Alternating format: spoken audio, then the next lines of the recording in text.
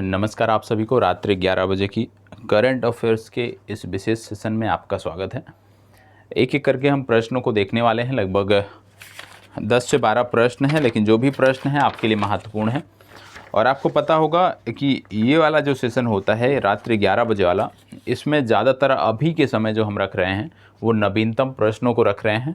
और जो आपका क्विज होता है, प्रारंभिक परीक्षा विशेष क्विज होता है, उसमें जिन प्रश्नों को हम रखते हैं वो विगत वर्षों में पूछे गए भी प्रश्न होते हैं। और विगत वर्षों में पूछे गए प्रश्न आप ना कह लीजिए, आप ये कहिए कि विगत वर्षों में जिस प्रकार के प्रश्न पूछे जाते हैं उस आधार पे प्रश्न, और साथ ही साथ पूरे एक वर्षों के वहाँ पे प्रश्न होते हैं। ठीक है, तो दोनों सीरीज आपके लिए महत्वपूर्ण है, दोनों आपको करना है। प्रारंभिक परीक्षा की यदि आप तैयारी कर रहे हैं तो आप 1 से 1.5 घंटे आप हमें भी दे सकते हैं, इससे आपका नुकसान नहीं होगा, सिर्फ और सिर्फ आपका क्विक रिवीजन होगा और चीज़ें आपकी और बेहतर होंगी। तो सभी उपस्थित हो जाएं, इसके बाद हम अपनी चर्चा को प्रारंभ करते हैं। आप में से जो भी अभी तक उपस्थित नहीं हुए हैं, आपको आदत बना लेनी है। जैसे पहले आप 11 बजे उपस्थित होते थे, उसी प्रकार से 11 बजे उपस्थित हो जाया करें, क्योंकि 11 बजे से आपकी ये कक्षा जारी रहेगी, अब अनवरत जारी रहेगी। संडे को भी ये आपकी कक्षा आपको देखने को मिलेगी। चलिए अब एक एक करके प्रश्नों को देख लेते हैं। ठीक है, लोग आएंगे, जुड़ते रहेंगे, देखते रहेंगे। तो पहला प्रश्न आपके सामने है। देखो, पहला प्रश्न कह रहा है कि हाल ही में किस राज्य की काई चटनी को जीआई टैग देने की बात की गई। क्या बोला जा रहा है? किस राज्य की काई चटनी को जीआई टैग देने की बात की गई है। अभी ये तय नहीं हुआ है, अभी सिर्फ इतना तय हुआ है कि इसको जीआई टैग की मांग की गई है। संबंधित राज्य ने मांग किया है कि इसको जीआई टैग मिलना चाहिए और उस दिशा में कार्य हो रहा है। तो यहाँ पे आपको बताना है कि वह राज्य कौन सा है जिसने काई चटनी के लिए जो है जीआई टैग की मांग की है, आपको बताना है। चलें बताएं। सभी को जवाब देना है, जैसे मैंने बोला सबको जवाब देना है। 4 विकल्प यहाँ पे हैं, उत्तर प्रदेश, मणिपुर, ओडिशा, तमिलनाडु। 4 विकल्प हैं, इन चारों विकल्पों में से आपको अपने उत्तर का चुनाव करना है। चलें बताएं, इनमें से कौन सा सही है ये आपको बताना है। चलिए देखो, यहाँ पे बात हो रही है काई चटनी की। आपको बता दें, काई चटनी की जो मांग है ये हो रही है ओडिशा की तरफ से। ठीक है, ओडिशा की तरफ से इसकी मांग हो रही है, मतलब सी विकल्प इस प्रश्न का सही उत्तर है। एक चींटी होती है जिसको बोलते हैं रेड बीबर चींटियाँ। रेड बीबर नामक एक चींटी होती है, और ये जो रेड बीबर नामक चींटी होती है ये मुख्य रूप से मयूरभंज क्षेत्र में बहुतायत मात्रा में पाई जाती हैं। कहाँ पे पाई जाती हैं? मयूरभंज क्षेत्र में ये बहुतायत मात्रा में पाई जाती हैं। और आपको बता दें, ये जो रेड बीबर चींटियां हैं जो मयूरभंज क्षेत्र में बहुतायत मात्रा में पाई जाती हैं, ये आदिवासियों के, यहाँ रहने वाले आदिवासियों के बीच काफ़ी प्रसिद्ध हैं। ये काफ़ी इनको जो है आप कह सकते हो इनको प्रयोग किया जाता है। अब जो ये काई चटनी जिसकी बात हो रही है ये इन्हीं चींटियों से बनती है। किससे बनती है? इन्हीं चींटियों से, रेड बीबर चींटियों से ही बनती है, जिसके लिए जीआई टैग की मांग की गई है। स्थानीय लोग, विशेष रूप से जो आदिवासी हैं, सामान्य सर्दी के लिए, फ्लू के लिए और साथ ही साथ काली खांसी के लिए इसका प्रयोग बड़े पैमाने पर करते हैं। ऐसा माना जाता है कि इन सभी चीज़ों में इससे मदद मिलती है। ठीक है, तो ये आपको पता होना चाहिए कि काई चटनी का संदर्भ है उड़ीसा से, और रेड बीबर जो चींटियां होती हैं उनसे ये तैयार की जाती हैं, ये आपको पता होना चाहिए। साथ ही साथ यह आपको याद रखना है कि बात हो रही है उड़ीसा की, तो उड़ीसा की जो राजधानी है भुवनेश्वर, ये आपको याद रखना है। उड़ीसा की राजधानी है भुवनेश्वर, और भुवनेश्वर, और साथ ही साथ आप जानते होंगे जब बात आती है उड़ीसा की भुवनेश्वर की, तो आपको यह भी पता होगा कि यहाँ पे एक स्टेडियम पड़ता है, कलिंगा स्टेडियम। और ये जो कलिंगा स्टेडियम है, यहाँ पर लगातार हॉकी का वर्ल्ड कप खेला जाता रहा है, खेला गया है। और यह भी आप जानते होंगे कि भारतीय हॉकी को प्रायोजित करने वाला जो राज्य है वो है उड़ीसा। उड़ीसा के मुख्यमंत्री हैं नवीन पटनायक, इनका भी नाम आपको याद रखना है। इसके साथ साथ बात हो रही है जीआई टैग टैग की भौगोलिक संकेतक की बात हो रही है, तो भौगोलिक संकेतक का जो कार्यालय है भारत में, यदि हम उसकी बात करें कहाँ पर है, तो ये आपको देखने को मिलता है चेन्नई में। और जब किसी वस्तु के लिए भौगोलिक संकेतक दिया जाता है तो ये अधिकतम 10 वर्षों के लिए मान्य होता है। मतलब एक बार भौगोलिक संकेतक मिल गया तो 10 वर्षों तक के लिए ये मान्य होता है, ये आपको पता होना चाहिए। और यदि आपसे कभी पूछ लिया जाए कि भारत में सबसे पहला जो जीआई टैग दिया गया वो किसको दिया गया, तो दार्जिलिंग की जो चाय है, दार्जिलिंग टी को जो है वो सबसे पहला जीआई टैग भौगोलिक संकेतक जो है वो मिला है, ये आपको पता होना चाहिए। हाल ही में जो जीआई टैग दिए गए हैं उनकी यदि हम बात करें तो जुडीमा वाइन राइस आप सबको पता होगा।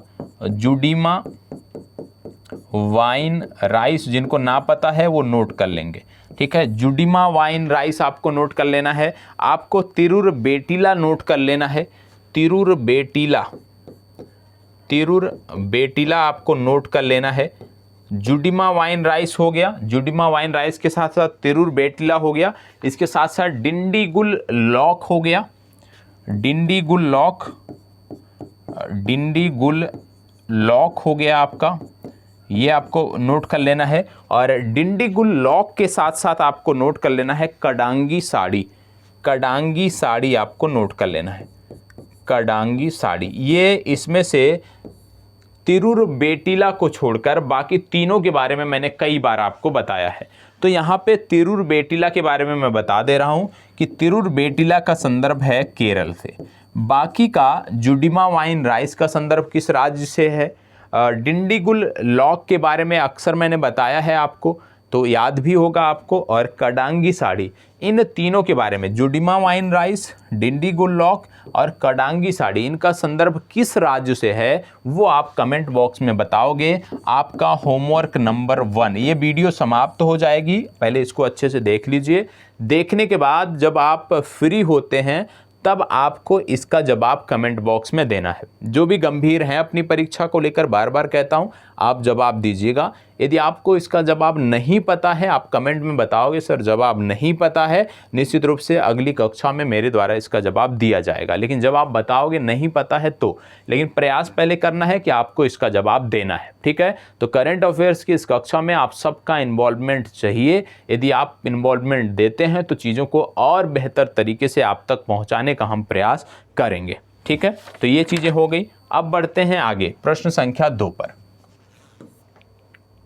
प्रश्न संख्या 2, हाल ही में चर्चा में रहा और ऑपरेशन नारकोस, इसको थोड़ा सा शाब्दिक यहाँ पे त्रुटि है, इसको इस तरह से लिखा जाता है, ऑपरेशन नारकोस, ठीक है।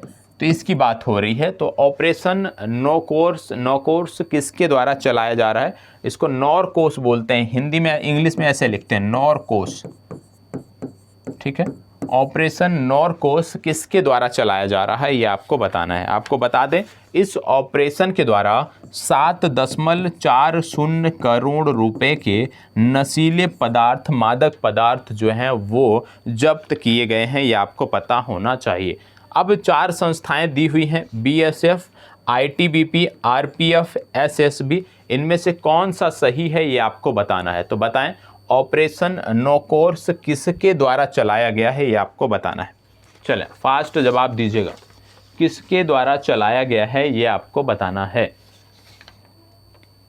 चलें फास्ट जवाब देना है।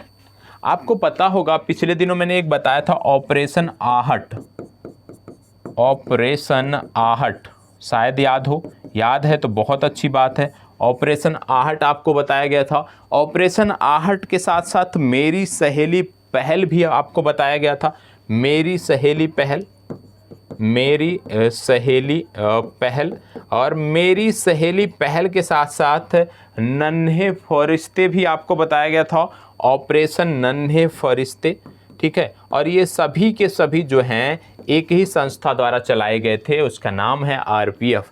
रेलवे पुलिस बल जो है उसके द्वारा ये चलाए गए थे, जो कि रेल मंत्रालय के अधीन आता है। ऑपरेशन आहट की यदि हम बात करें तो ऑपरेशन आहट विशेष रूप से तस्करों से बच्चों, बच्चियों और महिलाओं को छुड़ाने के लिए चलाया गया था। मेरी सहेली पहल जो है विशेष रूप से महिला यात्रियों की सुरक्षा के लिए चलाया गया था। और ऑपरेशन नन्हे फरिश्ते जो हैं ये रेलवे स्टेशनों के आसपास या रेलवे स्टेशनों पर जो लावारिस बच्चे होते हैं, जो बच्चों को छोड़ जाते हैं, उनको बचाने के लिए ये ऑपरेशन चलाया गया था। तो सब के सब रेलवे पुलिस फोर्स के मुहिम है, ये तीनों के तीनों आपको पता होना चाहिए। ठीक है, चलिए इसको देखते हैं। हाल ही में QS बेस्ट स्टूडेंट, देखो यहाँ पे थोड़ा सा टाइपिंग मिस्टेक है, इग्नोर कर देना है। ये है हाल ही में QS, क्योंकि बार बार बोला जाता है, टाइप करने वाले ध्यान नहीं देते हैं, तो इग्नोर करना है चीज़ों को। हाल ही में QS best student cities ranking में शीर्ष स्थान पर कौन सा शहर रहा? QS एक संस्था है जिसके द्वारा अक्सर रैंकिंग जारी की जाती हैं, यूनिवर्सिटीज़ रैंकिंग आती है, स्टूडेंट रैंकिंग आती है। तो इसी के द्वारा स्टूडेंट सिटीज़ रैंकिंग, मतलब स्टूडेंट के रहने लायक सर्वश्रेष्ठ शहर कौन सा है, इस रैंकिंग में बताया गया है। तो यहाँ पे आपको बताना है। पहला है ब्यूनस आयर्स, दूसरा यहाँ पे है लंदन, तीसरा है मेलबर्न और चौथा है ज्यूरिख। ठीक है, पहला है ब्यूनस आयर्स, दूसरा है लंदन, तीसरा है मेलबर्न और चौथा है ज्यूरिख। इनमें से शीर्ष पर कौन है ये आपको बताना है। चले बताएं, इनमें से शीर्ष पर कौन है ये आपको बताना है। चले जवाब दीजिएगा, इनमें से शीर्ष पर कौन है। देखो यहाँ पे बात हो रहा है QS best student cities ranking. तो आपको बता दें वर्ष 2023 के लिए रैंकिंग जारी की गई है और इनमें टॉप पर जो शहर है वो है लंदन। लंदन को यहाँ पे पहला स्थान दिया गया है और दूसरे स्थान पे है सियोल, दक्षिण कोरिया का शहर, तीसरे स्थान पर है म्यूनिख। यदि हम बात करते हैं भारत के शहरों के, तो भारत का जो इसमें शहर आया है इस रैंकिंग में 103वें स्थान पर आया है और ये जो शहर है ये है मुंबई।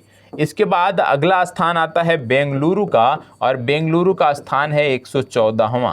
तो यदि आपसे इस तरह पूछ लिया जाए कि QS best student cities ranking में भारत का कौन सा शहर शीर्ष पे रहा, तो आप टिक करोगे मुंबई। यदि आपसे इस तरह पूछ लिया जाए कि QS स्टूडेंट सिटीज रैंकिंग में ओवरऑल कौन सा शहर शीर्ष पे रहा, तो आप टिक करोगे लंदन को। ठीक है, चलिए आगे बढ़ते हैं। हाल ही में अल्लूरी सीताराम राजू की 125वीं जयंती मनाई गई। इनका संबंध किस क्षेत्र से रहा है? प्रधानमंत्री नरेंद्र मोदी ने स्वयं इनके जो कार्यक्रम थे उसमें भाग लिया और 4 जुलाई 2022 को ये कार्यक्रम आयोजित किए गए थे जिसमें भारतीय प्रधानमंत्री ने भाग लिया। और आपको बता दें एक स्थान पड़ता है आंध्र प्रदेश में जिसको बोलते हैं भीमावरम। तो आंध्र प्रदेश के भीमावरम में, याद रखिएगा, आंध्र प्रदेश का भीमावरम जो क्षेत्र है, भीमावरम जो इलाका है, भीमावरम में इनकी 30 फीट की कांस्य प्रतिमा स्थापित की गई। कौन सी प्रतिमा स्थापित की गई? 30 फीट की कांस्य प्रतिमा स्थापित की गई है। ये आपको पता होना चाहिए। किसकी प्रतिमा? अल्लूरी सीताराम राजू की प्रतिमा स्थापित की गई है, ये आपको पता होना चाहिए। इसके साथ साथ आपको बता दें यहाँ पे बोला जा रहा है कि इनका संबंध किस क्षेत्र से रहा है? नाटककार, साहित्यकार, स्वतंत्रता सेनानी, खिलाड़ी। तो इनका संबंध किस क्षेत्र से रहा है? जब हम इसकी बात करते हैं तो आपको बता दें यह एक स्वतंत्रता सेनानी थे। और इनके बारे में यदि हम बात करें तो रंपा विद्रोह आपने सुना होगा, 1922 में हुआ था रंपा विद्रोह।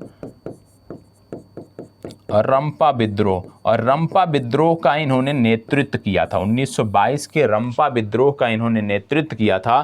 तो ये अपने आप में महत्वपूर्ण है। ठीक है, चलिए आगे बढ़ते हैं। हाल ही में चर्चा में रहा फुजियान किस देश का विमान वाहक पोत है? फुजियान किस देश का विमान वाहक पोत है आपको बताना है। दक्षिण कोरिया, उत्तर कोरिया, चीन, पाकिस्तान, इनमें से किसका है ये आपको बताना है। चल, यदि हम भारत की बात करते हैं तो भारत के पास अभी INS विक्रमादित्य नामक जो युद्धपोत है जो हमने रसिया से लिया है, ये हमारे पास है। दूसरा INS विक्रांत जो है वो हमारा होगा, जो अभी हमें आधिकारिक रूप से सेवा में नहीं शामिल है INS विक्रांत। तो भारत के पास भी आगामी समय में 2 युद्धपोत हो जाएंगे, पहला INS विक्रांत, दूसरा INS विक्रमादित्य। लेकिन यहाँ पे बात हो रहा है फुजियान के बारे में, तो आपको बता दें फुजियान जो है ये चाइना का है, ठीक है। और आज के समय में चाइना के पास 3 विमान वाहक युद्धपोत तो हो चुके हैं फुजियान को लेकर, और फुजियान थोड़ा सा लेटेस्ट टेक्नोलॉजी से संबंधित है, तो निश्चित रूप से इससे चाइना को बहुत मदद मिलने वाली है। इसका सही उत्तर है चीन। चीन के बारे में यदि हम बात करें तो इनकी राजधानी है बीजिंग, आप सब जानते होंगे। इसके साथ साथ रेन मिन भी यहाँ की मुद्रा है, इनके बारे में भी आपको पता होना चाहिए। और इसके साथ साथ आपको पता होना चाहिए शी जिनपिंग जो है ये यहाँ के राष्ट्रपति हैं। तो इतनी बेसिक जानकारी है जो आपको चीन के बारे में होनी चाहिए, ठीक है। चलिए आगे बढ़ते हैं। उपराष्ट्रपति के निर्वाचक मंडल में निम्नलिखित में से कौन शामिल नहीं होते। यहाँ पे आपने देखा कि राष्ट्रपति चुनाव के बाद अब उपराष्ट्रपति चुनाव की चर्चा हो रही है, और उपराष्ट्रपति के बारे में यहाँ पे बात हो रही है इस प्रश्न में। आप जानते हैं आर्टिकल नंबर 66 अनुच्छेद नंबर 66 जो है ये बताता है कि कौन से इनके निर्वाचक मंडल में शामिल होंगे। तो उपराष्ट्रपति के निर्वाचक मंडल में जानकारी देने वाला जो अनुच्छेद है वो है अनुच्छेद नंबर 66। और यहाँ पे बोला गया है कि निर्वाचन मंडल में कौन शामिल नहीं होंगे। राज्यसभा के निर्वाचित सदस्य, राज्यसभा के मनोनीत सदस्य, लोकसभा के निर्वाचित सदस्य, राज्य विधानसभाओं के निर्वाचित सदस्य कौन शामिल नहीं होंगे, ये आपको बताना है। आपको बता दें जब बात आती है उपराष्ट्रपति की, उपराष्ट्रपति के संदर्भ में चाहे वो लोकसभा हो, पहली बात तो लोकसभा और राज्यसभा, इन्हीं 2 के सदस्य यहाँ पे मतदान करते हैं।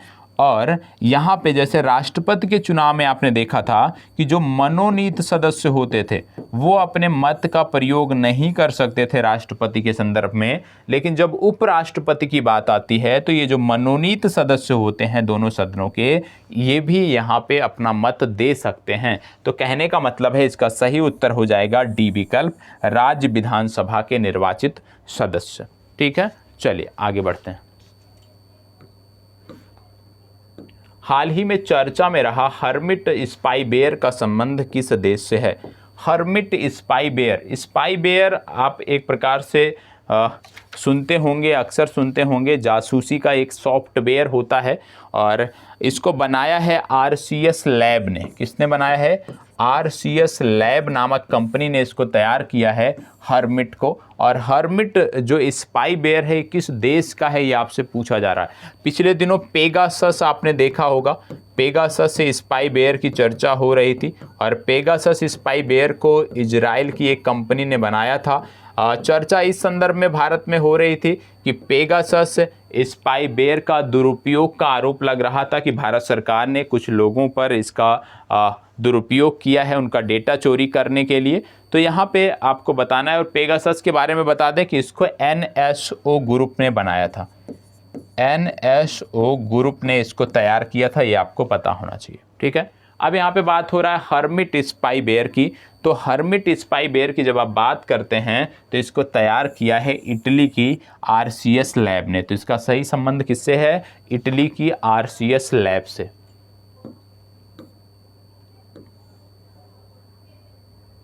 इसको बताएं। हाल ही में NHAI ने सीमित समय में 75 किलोमीटर सड़क बनाकर एक नया वर्ल्ड रिकॉर्ड बनाया है। यह सड़क किस राष्ट्रीय राजमार्ग से संबंधित है? जो हमारा national highway authority of India है, उन्होंने 105 घंटे और 33 मिनट 105 घंटे और 33 मिनट में 75 किलोमीटर लंबी सड़क बनाई है, और यह बनाकर इन्होंने वर्ल्ड रिकॉर्ड बनाया है। तो बोला जा रहा है ये जो सड़क है ये कहाँ पर बनाई गई है, किस राष्ट्रीय राजमार्ग पर बनाई गई है, आपको बताना है। चलिए बताएं, यदि आपको जानकारी है तो बताएं किस राष्ट्रीय राजमार्ग पर ये सड़क बनाई गई है, उस राष्ट्रीय राजमार्ग का आपको नाम बताना है। चलें, इन चारों में से NH23, NH32, NH12, NH53, इनमें से कौन सा है ये आपको बताना है। देखो बात हो रही है NHAI की, तो NHAI के बारे में अक्सर हमने बात किया है, लेकिन यहाँ पे वर्ल्ड रिकॉर्ड की बात हो रही है। और ये जो सड़क बनी है ये बनी है NH53 पर। NH53 की जब हम बात करते हैं तो NH53 अमरावती को अकोला से जोड़ता है। किसको जोड़ता है? अमरावती को अकोला से। अमरावती को अकोला से जोड़ता है और ये दोनों स्थान आपके पड़ते हैं महाराष्ट्र में। ठीक है, तो NHAI ने अमरावती से अकोला को जोड़ने वाली सड़क पर 75 किलोमीटर सड़क जो है रिकॉर्ड टाइम में बनाया है, और ऐसा करके इन्होंने रिकॉर्ड कायम किया है, ये आपको पता होना चाहिए। ठीक है, चलिए आगे बढ़ते हैं। हाल ही में चर्चा में रहा रैंप कार्यक्रम किस देश से किस क्षेत्र से संबंधित है? इसका नाम है रैंप, RAMP। अब रैंप कार्यक्रम तो ठीक है, आपको नहीं पता है तो कोई बात नहीं, लेकिन रैंप का फुल फॉर्म पता होना चाहिए। रैंप का फुल फॉर्म है rising and accelerating MSME performance. मतलब MSME जो हैं इनके परफॉर्मेंस को बेहतर करने के लिए यह एक योजना है, ये आपको पता होना चाहिए। ठीक है, अब बात हो रही है MSME की, तो आपको पता होगा इनके मंत्री हैं नारायण राणे। इनका भी नाम आपको याद रखना है। नारायण राणे जो हैं वो MSME मंत्री हैं, इनका नाम आपके लिए ज़रूरी है। और इसके लिए पहली बात तो ये वर्ल्ड बैंक की योजना है, क्योंकि वर्ल्ड बैंक इसमें सहायता दे रहा है। इसमें 500 मिलियन डॉलर की सहायता जो है वर्ल्ड बैंक दे रहा है, और ये टोटल जो प्रोजेक्ट है ये 808 मिलियन डॉलर का है। ठीक है, इसमें जो MSME हैं उनको इस योग्य बनाया जाएगा या सहायता पहुंचाई जाएगी कि वो ज़्यादा से ज़्यादा निर्यात कर सकें, वो ज़्यादा से ज़्यादा तरीके से कार्य कर सकें, कार्य दक्षता जो उनकी है वो बढ़ाई जाएगी। और प्रयास यही किया जाएगा कि सभी MSME जो पहली बार निर्यात करने जा रहे हैं या जो निर्यात कर रहे हैं उनमें वेतन जो उनका आप कह सकते हो कि जो निर्यात के दौरान जो उनको आर्थिक सहायता की ज़रूरत पड़ती है, जो उनको तकनीकी सहायता की ज़रूरत पड़ती है, वो सारी की सारी सहायता मुहैया कराई जाए, जिससे जो हमारे MSME हैं वो ज़्यादा से ज़्यादा निर्यात कर सकें और हम विदेशी मुद्रा अर्जित कर सकें। तो MSME से संबंधित है, ए विकल्प आपका इस प्रश्न के लिए सही उत्तर है।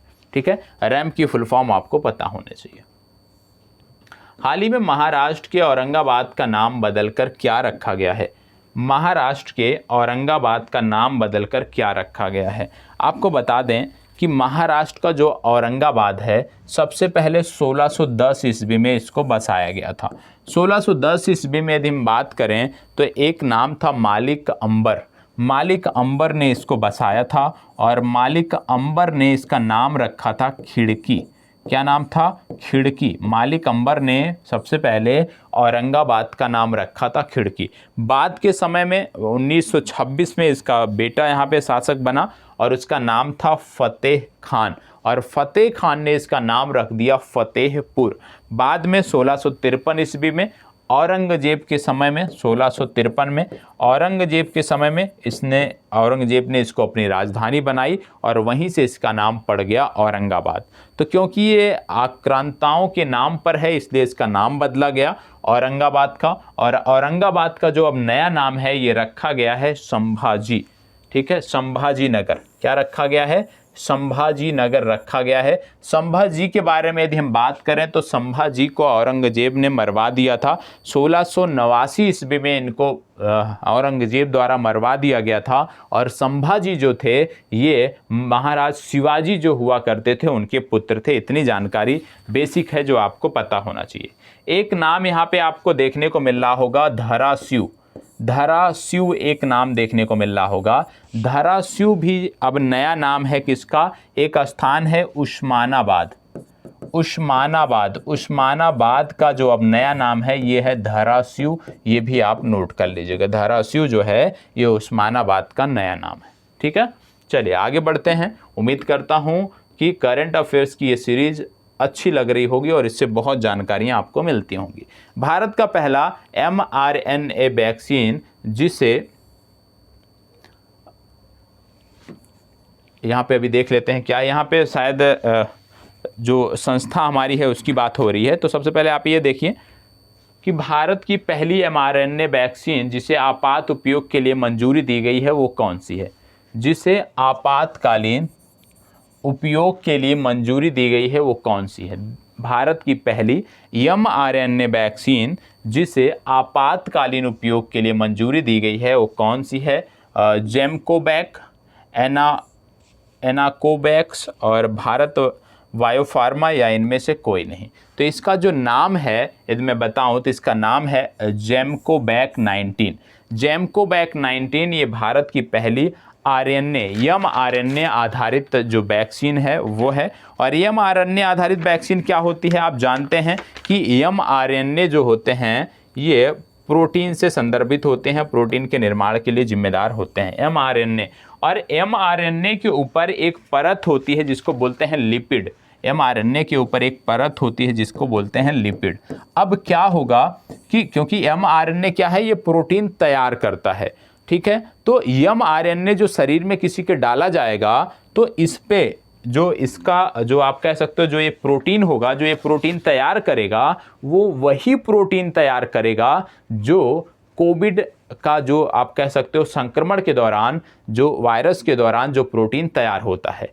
अब जब mRNA कोविड वाला प्रोटीन तैयार करेगा, जो कोविड के समय में होता है वो तैयार करेगा, तो जब किसी के शरीर में हम इसको डालेंगे तो शरीर उसको एक्सेप्ट नहीं करेगी, क्योंकि नई चीज़ों को शरीर एक्सेप्ट नहीं करती है। और जब शरीर एक्सेप्ट नहीं करेगी तो ये क्या करेगा, यह एक एंटीजन का काम करेगा। और जब यह एंटीजन का काम करेगा तो शरीर अपने आप इससे लड़ने के लिए एंटीबॉडी जनरेट करेगी। और क्योंकि इस पे जो प्रोटीन निर्माण यहाँ पे हो रहा है वो वही है जो कोविड वायरस के दौरान होता है। जब कोविड वायरस का शरीर में इफेक्ट होता है तब जो होता है वही सेम प्रोटीन का निर्माण यहाँ पे हो रहा है। तो क्या होगा कि जब वास्तव में उस शरीर पर कोविड का अटैक होगा तो उससे पहले शरीर जो है वो एंटीबॉडी जनरेट कर चुकी होगी और उस पर कोविड का कोई फर्क नहीं पड़ेगा। तो mRNA वैक्सीन का ये फायदा होता है, ठीक है। तो ये विशेष रूप से एंटीजन का काम करेगा जब शरीर में डाला जाएगा, और जब एंटीजन का काम करेगा तो एंटीबॉडी जनरेट होगी और उससे कोविड से लड़ने में उसे मदद मिलेगी। यहाँ पे है रिम ऑफ द पैसिफिक, ये रिम है, रीमा लिखा है, ये है rim. Rim of the Pacific अभ्यास 2022 के लिए भारत की तरफ से कौन सा जहाज गया है? रिम ऑफ द पैसिफिक अभ्यास बहुत ही पावरफुल अभ्यास है। विश्व के जो सबसे शक्तिशाली अभ्यास होते होंगे उनमें से एक ये है। इसको रिम पैक भी कहते हैं, इसको रिम पैक अभ्यास भी कहते हैं। तो रिम पैक अभ्यास या रिम ऑफ द पैसिफिक अभ्यास 2022, इसमें भारत की तरफ से कौन सा जहाज गया है? INS Satpura, INS Vikrant, INS Sahyadri, INS Shivalik, ये आपको बताना है। और आपको बता दें ये जो सैन्य अभ्यास है ये 26 देश इसमें भाग लेते हैं और ये सैन्य अभ्यास 1971 से होता आ रहा है। USA के द्वारा, अमेरिका के द्वारा ये सैन्य अभ्यास किया जाता है। पहले ये वार्षिक होता था लेकिन अब यह अभ्यास जो है ये द्विवार्षिक हो गया है। यदि आपसे यह पूछ लिया जाए कि रिम ऑफ द पैसिफिक या रिम पैक सैन्य अभ्यास हो कहाँ रहा है तो ये हवाई में हो रहा है। और हवाई आप जानते हैं USA के अधीन एक द्वीप है, ठीक है। तो हवाई में हो रहा है। अब भारत की तरफ से इसमें कौन भाग लेने गया है? तो भारत की तरफ से इसमें भाग लेने गया है INS सतपुरा। तो याद रखना है INS सतपुरा जो है वह रिम पैक अभ्यास 2022 में भाग लेने के लिए हवाई गया है। हाल ही में Commonwealth heads of government meeting का आयोजन कहाँ किया गया? Commonwealth heads of government meeting का आयोजन कहाँ किया गया? रवांडा, इथियोपिया, कांगो प्रजातांत्रिक या साउथ सूडान? आपको बताना है, बताएं कहाँ पर किया गया है। चलें फास्ट जवाब दीजिएगा। और यहाँ पर लिविंग लैंड कैरेक्टर साइन किया गया है। लिविंग लैंड कैरेक्टर क्या है? इसमें जो भी इनके सदस्य देश हैं कॉमनवेल्थ के, इन्होंने तय किया कि हम जो वैश्विक तापमान है उसको 1.5 डिग्री सेंटीग्रेड से ज़्यादा नहीं बढ़ने देंगे। मतलब 1.5 डिग्री सेंटीग्रेड के नीचे ही जो है वो सीमित रखेंगे, इससे ज़्यादा बढ़ोतरी नहीं होने देंगे। हालांकि ये बाध्यकारी नहीं है लेकिन उम्मीद करते हैं कि जो सदस्य देश हैं वो इस दिशा में कार्य करने के लिए प्रयास करेंगे। दूसरी बात यहाँ पे क्या बोला गया? दूसरी बात यहाँ पे बोला गया कि जो हमारे पास लैंड है उसका हमें ज़्यादा से ज़्यादा बेहतर तरीके से सदुपयोग करना है, हमें अपने ज़मीन की रक्षा करना है। जो मरुस्थलीकरण का प्रभाव बढ़ रहा है, उस मरुस्थलीकरण के प्रभाव को कम करना है, ज़्यादा से ज़्यादा ज़मीनों को रिस्टोर कर पुनः कृषि योग्य बनाना है, इसकी भी बात यहाँ पे की गई। और जब बात हो रही है मरुस्थलीकरण की, तो आपको बता दें भारत सरकार ने भी वर्ष 2030 तक एक लक्ष्य रखा है। क्या लक्ष्य रखा है? भारत सरकार ने बताया है कि हम 26 मिलियन हेक्टेयर जमीन को वर्ष 2030 तक जो मरुस्थलीकरण के प्रभाव में आ गई हैं उनको पुनः कृषि योग्य बनाएंगे। तो ये लक्ष्य भी याद रखना है, पूछा जा सकता है कि भारत सरकार कब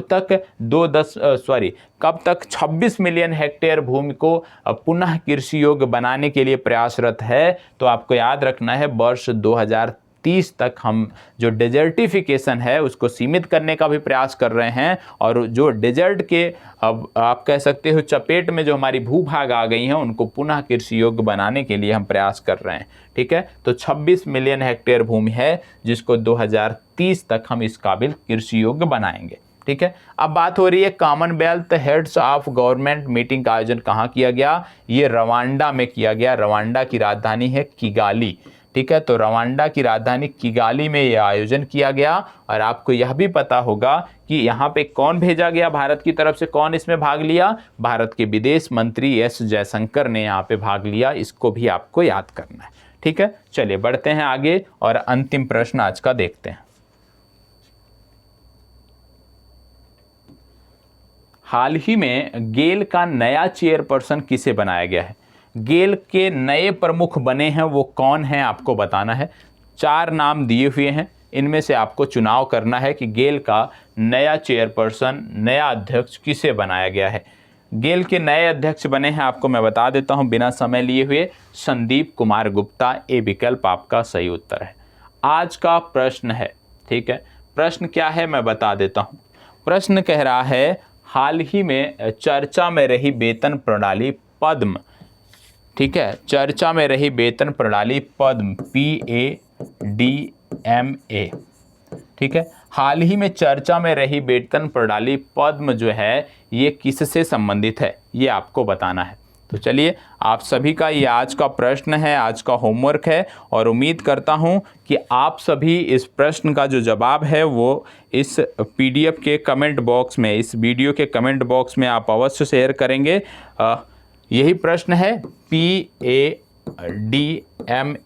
यह एक सिस्टम है, ऑटोमेटिक आप कह सकते हो सॉफ्टवेयर है जो तैयार किया गया है एक संस्था के लिए, उनके वेतन को देने के लिए। तो आपको बताना है कि यह जो पद्म नामक वेतन प्रणाली है ये किससे संदर्भित है? भारतीय तटरक्षक बल से, भारतीय वायुसेना से, भारतीय थल सेना से, या केंद्रीय पुलिस बल से? किससे संबंधित है ये आपको बताना है। और उम्मीद करता हूँ आप में से सभी छात्र जो भी हमारे साथ जुड़े हैं, जो जुड़ाव महसूस करते हैं, आप सभी कमेंट बॉक्स में इसका जवाब आप हमें अवश्य देंगे। तो अपनी चर्चा को यहीं पे विराम देते हैं, फिर मिलेंगे, तब तक के लिए इसी प्रकार हमारे साथ बने रहें। धन्यवाद, बहुत बहुत आभार।